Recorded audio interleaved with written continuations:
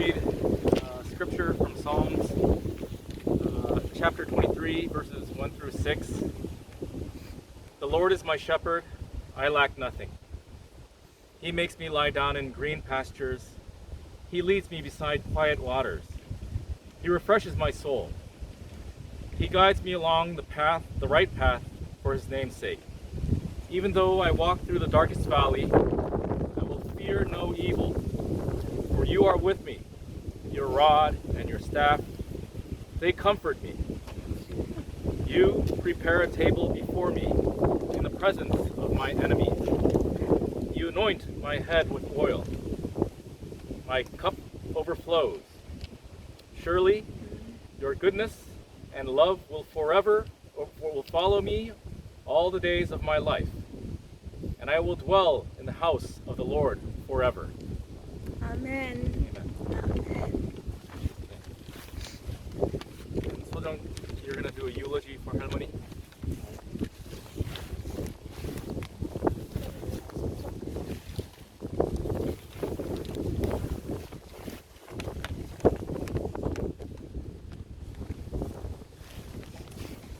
The American Heritage Dictionary defines valor as courage and boldness and bravery.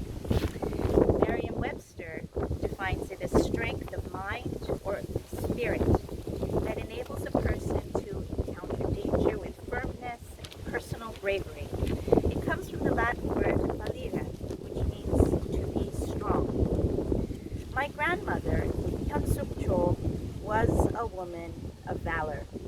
Her love, sacrifice, and courage paved the way and shaped generations of her family into the people they are today.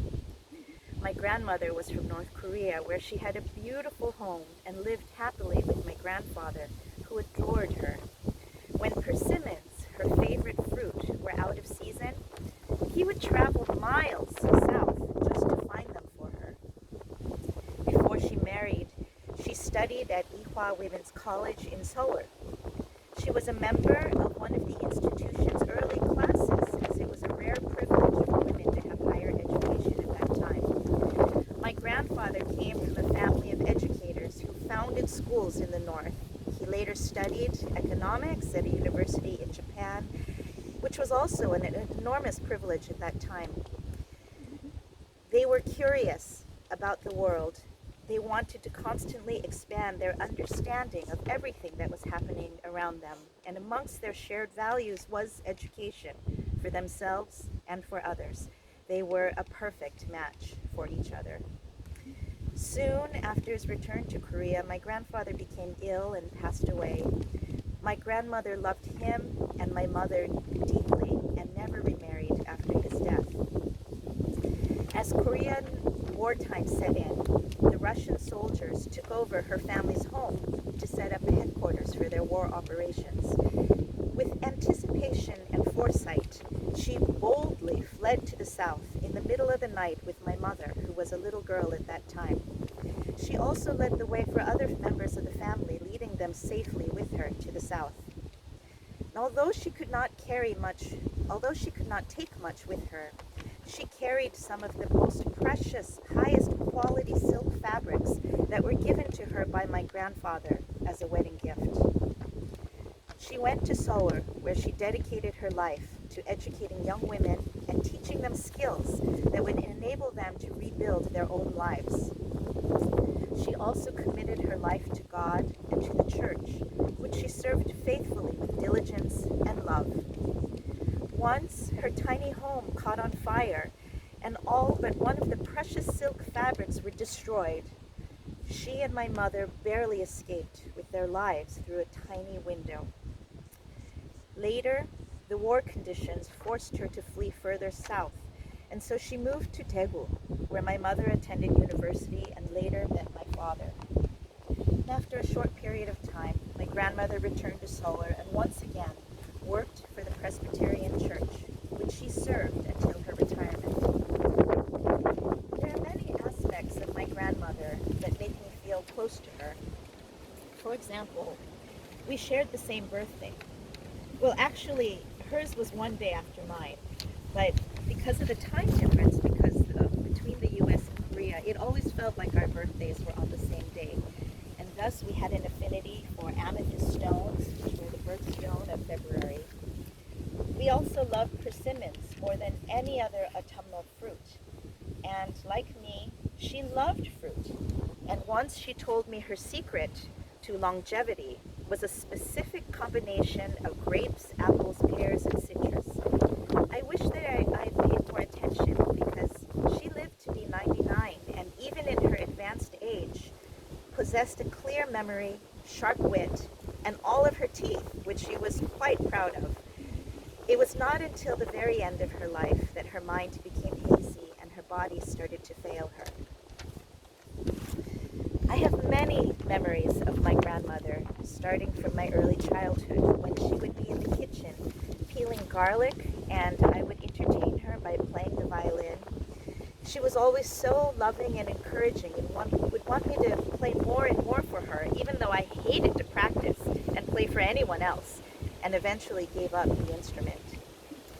I remember that she would never leave her home without putting on lipstick and making sure that her hair was perfectly set.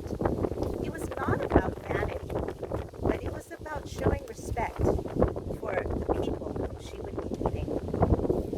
Some of my memories of her are short, little clips of life, which I can't remember the context, but clearly remember specific moments. For example, I remember one night in Seoul, I think I was 10 or so, and I suddenly had a fever, and my grandmother carried me on her back all the way to the hospital. I remember watching her make yakgwa for me because I loved it so much. I remember that she used to make dotorimuk out of acorns. She would collect acorns from trees. She would collect them from the ground and soak the acorns overnight. Everything for her was homemade and so delicious and made with such love. She cared so much about the earth, and I remember watching her rinse plastic shopping bags from the market and then pinning and hanging them to dry on her clothesline before reusing them over and over again. She really did love the earth and could grow anything, just about anything, with whatever plot of land was given to her, even if it was just something so tiny. I remember outside of her tiny home in Seoul, she had a little space for gardening, maybe 5 feet by 2 feet, but there she grew an entire garden of perilla leaves, genni, many different kinds of sangchu, lettuce, and more. And when she came to visit me in New York, she would point out all of the edible plants in Central Park, juicy mulberries, fragrant springtime soup, which I loved. I never dared to forage them in the park, but I was also tempted to do so when I would see them. I remember waking up early in the morning, hearing her reciting long prayers, whispering them, but deeply in conversation with God. And she would recite these prayers for me, for Turyong, for all of the members of our family. And I can also still hear her, singing the hymns, which she loved to do every day. When Tony and I wanted to buy our first home, a tiny apartment in Lincoln Center in Manhattan, we were short of funds and needed help. To our great surprise, my grandmother had been saving money for many years for this exact purpose, and at that time happily helped us to make up the difference. In 2019, when I told my grandmother that I would graduate with a master's degree from the Manhattan School of Music, I explained that she could watch the graduation recital on a computer screen in Korea, but she was so proud of me and insisted on attending the performance and commencement ceremony in person. So my 95-year-old grandmother endured a 15-hour flight, that is from Daegu to Seoul to New York, to be there with me.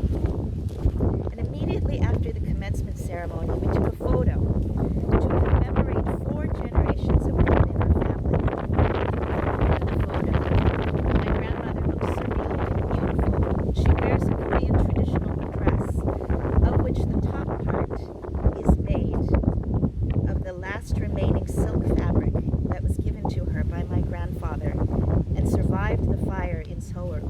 of those years ago. There is so much more to my grandmother than I could ever explain here. But of everything that made her special, perhaps the most striking and moving is how much she loved people. She loved to be of service, to be helpful, to make lives healthier, happier, safer, better. She loved her family, her daughter, her son-in-law, her grandchildren, her great-grandchildren, and all of the people who were important to them, their loved ones. Her capacity to love was immense. It was a true gift from God. When she passed away earlier this year, the quarantine requirement was still in place in Korea, so Duryong and I were not able to attend her funeral ceremony, although we did take part in it through our little boxes on Zoom. It made us very sad not to say goodbye to her at that time. So today, we honor the memory of my grandmother, a valiant woman whose strength, bravery, built strong communities and established the foundation of her family's lives. Harmony, we know that you are in a better place, enveloped in God's care, and we love and miss you. With our full hearts, we thank you for all that you have done for us and for this world. Thank you for your valor. Thank you for your sacrifice. Thank you for your bright light. Thank you for your prayers. And most of all, thank you for your love.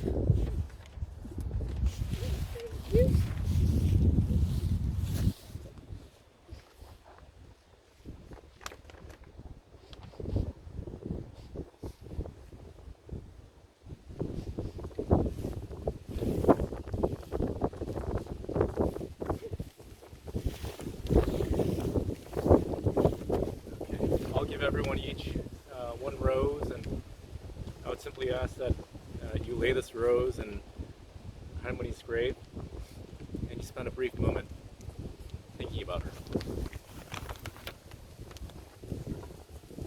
We'll start with Mom. You can. We'll let Mom go first.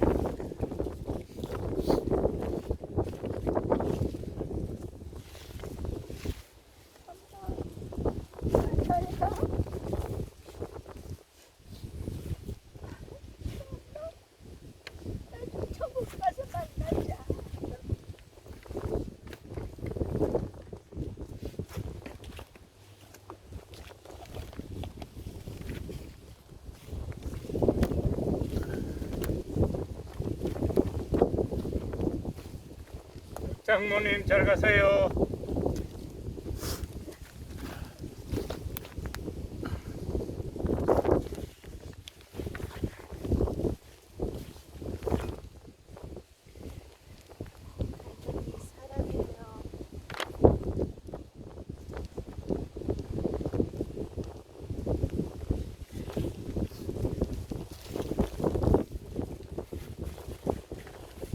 사랑하는 우리 할머니, 잘 가세요, 할머니.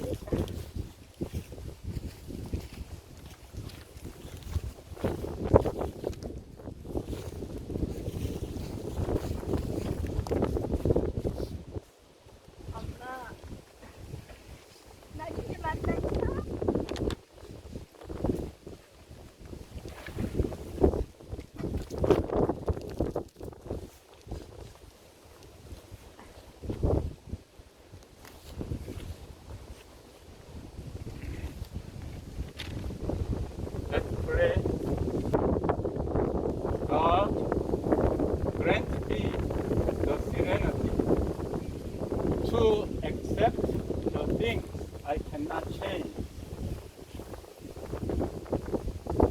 Courage to change the things I can.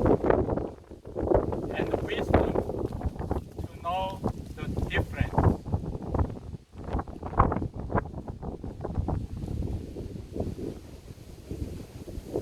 Amen. Derek, I found it.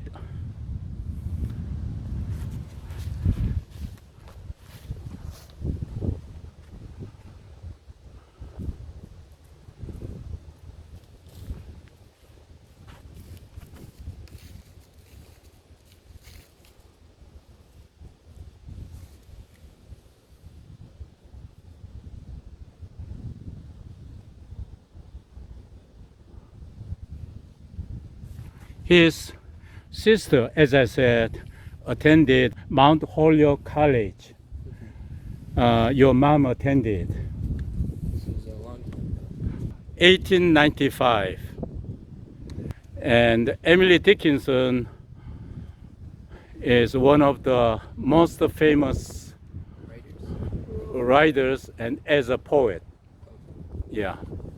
I'm so glad to have your great-grandmother stay just next to. It's a big honor.